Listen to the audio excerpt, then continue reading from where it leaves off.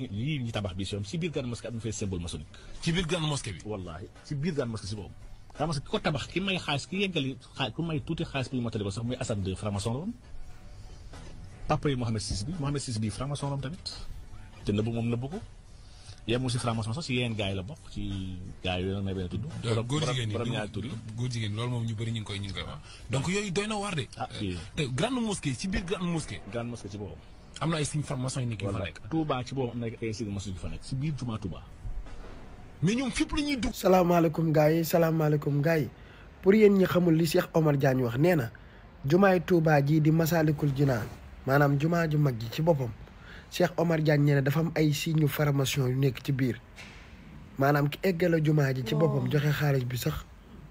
formation la loolu la Cheikh Omar Diagne wax. beneen bi ci tegu mu ne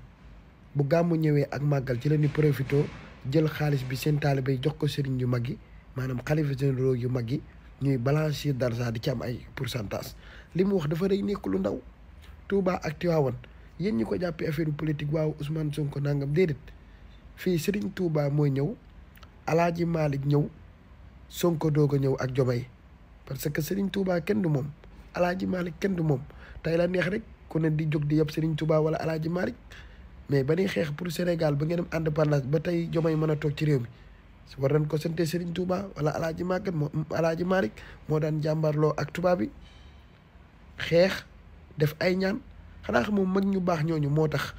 Sénégal tàkkul ba tey mais Sénégal heure bi dafa war a fekk li xew ay Guinée Mali yooyu yëpp dafa xew waaw ay coup d'état ay xeex yaa ngi dégg ay rayante Sénégal yàqu tali bi ñu bombardé leen mag ñu baax ñooñu moo tax amul ñooñu nag dañ leen a war a respecté Cheikh Omar Diagne mi li mu wax du dëgg du yoon te tegu ko fenn li mu wax dafa rëy jumaa ju mag gi tudd Touba ne Touba gii ci boppam ay signe formation moo nekk ci biir man wax na dëgg c'est grave ça